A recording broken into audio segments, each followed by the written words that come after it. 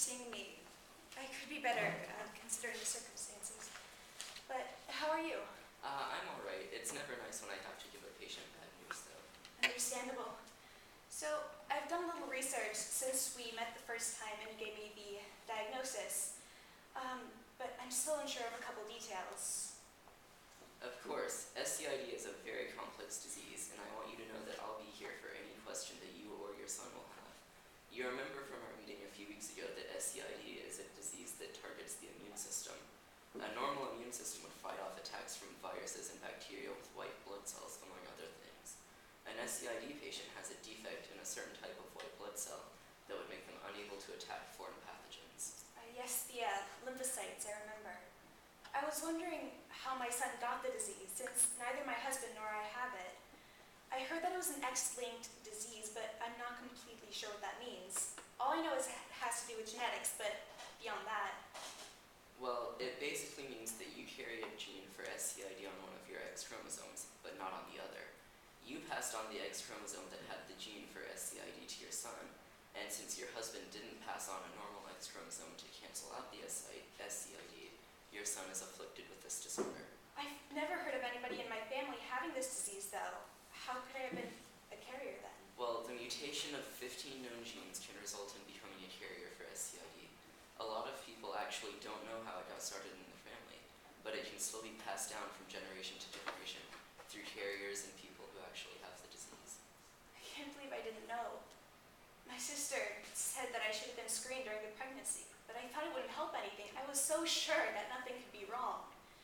How could I have passed this on to my child? I feel so terrible about doing this to him.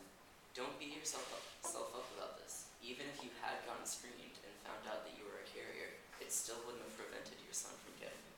But I feel like I would have been able to prepare or something to help him. It wouldn't have been such a complete shock. That's understandable, but I, as well as my coworkers, are here to help. So let's talk about what you do know about SCID.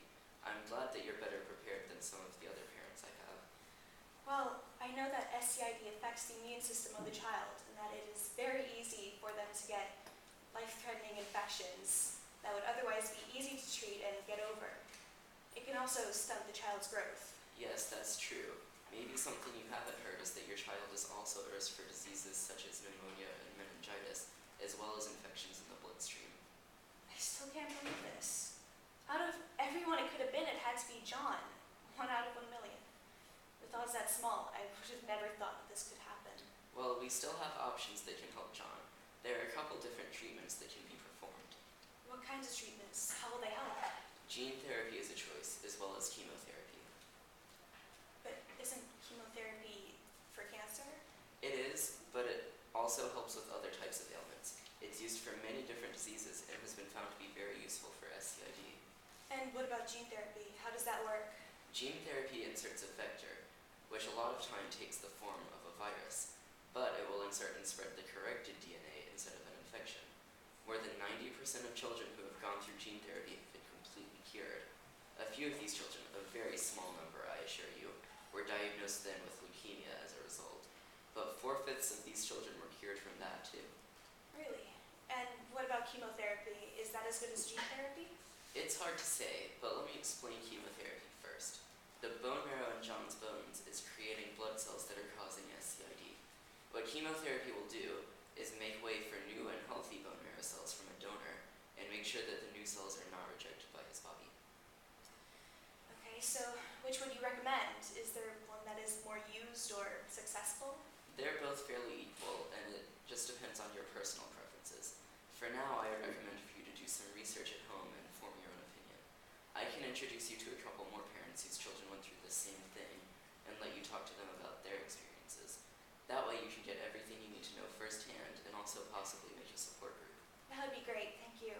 It would be nice to be able to talk to people who have had the same situation. It would definitely help with my decision.